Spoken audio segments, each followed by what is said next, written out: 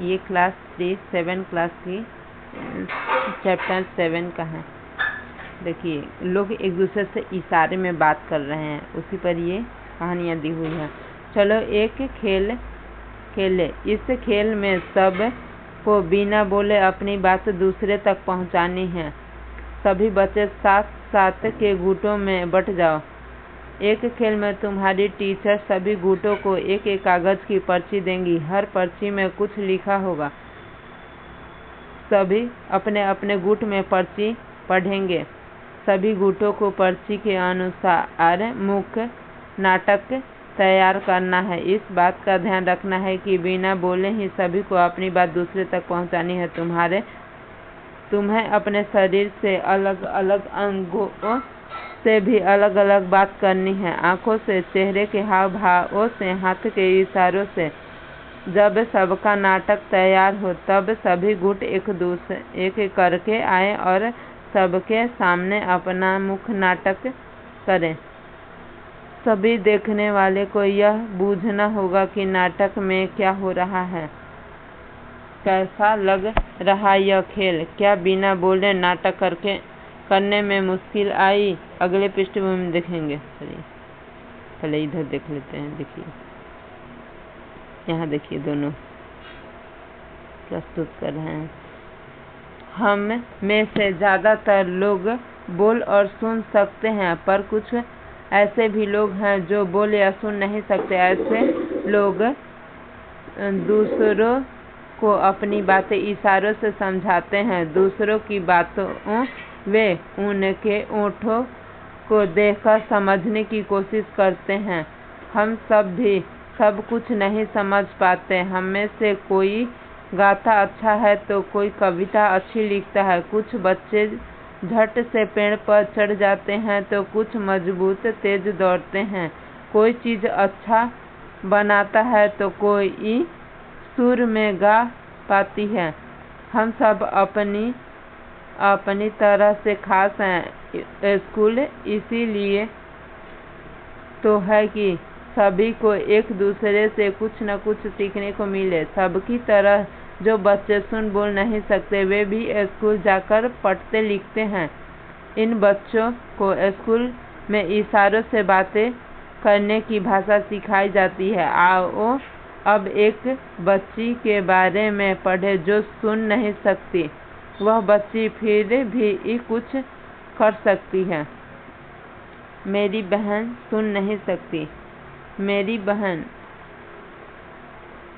एक बहन है। मेरी बहन सुन नहीं सकती। मेरी बहन अनूठी है।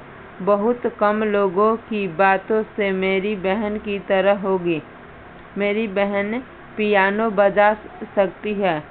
वो पियानो के सुरों को महसूस कर सकती है। वे उंगलियों से छूकर पता कर लेती है ये रेडियो चल रहा है या वो बंद है।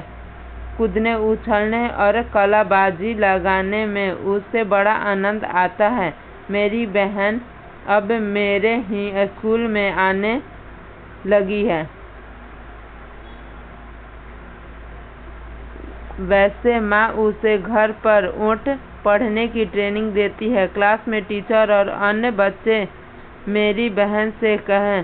सभी बच्चों को समझ नहीं पाते हैं। वे जो कुछ कहना चाहती है उसे वो अच्छी तरह नहीं कह पाती। कल मैं धूप का चश्मा पहन रखा था।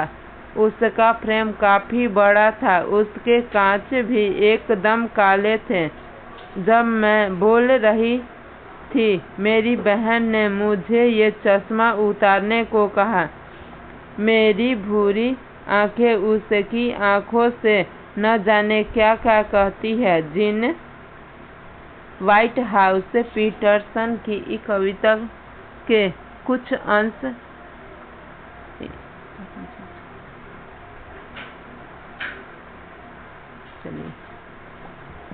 हम अपनी आँखों से बहुत कुछ कहते हैं। छोटे बच्चों को तो बोलना सीखने से पहले ही कितना कुछ कहते हैं। चेहरे से, हाथों से वे कितना कुछ समझते भी हैं। चेहरा है या आईना, आईना। अपने आसपास के छोटे बच्चे करीब 6 से 8 महीने के देखो, वे अपनी बात बिना बोले कैसे कहते हैं। तुम सोच रहे होगे कि ये कैसे है, न उनमें आँखें हैं, न नाक और न ही मुंह। ये सब तो तुम्हें बनाने हैं, पर हाथ में जो लिखा है उसे पढ़कर। यह आफताब है, उसका खिलौना गिर कर टूट गया, वह दुखी है, कैसा होगा उसका चेहरा।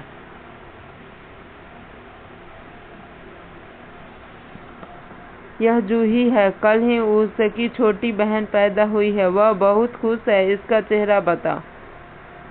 यामिनी की अम्मा है, आज यामिनी ने जब रसोई से अचार की शीशी निकाली, शीशी गिरकर टूट गई, अम्मा का चेहरा बनाओ। यह रेहाना है, ये ऐसे ही है। चेहरा को देखकर हमें पता चल जाता है कि कौन दुखी है, कौन खुश है और कौन गुस्से में। तुम्हारे साथ कभी ऐसा हुआ है कि तुमने कोई शरारत की हो और तुम्हारे चेहरा देखकर ही समझ में आ गया हो। नाच से भी हम अपनी बात दूसरे तक पहुंचा सकते हैं। नाच में इशारों और चेहरे के हाव भाव का इस्तेमाल करते हैं, इन्हें मुद्राएं कहते हैं। देखिए दिया हुआ है नीचे दिए गए नाच की कुछ मुद्राएं दी हैं, इन्हें देखें और करें। नाच की कुछ मुद्राएं तुम भी सीखो और करके देखो।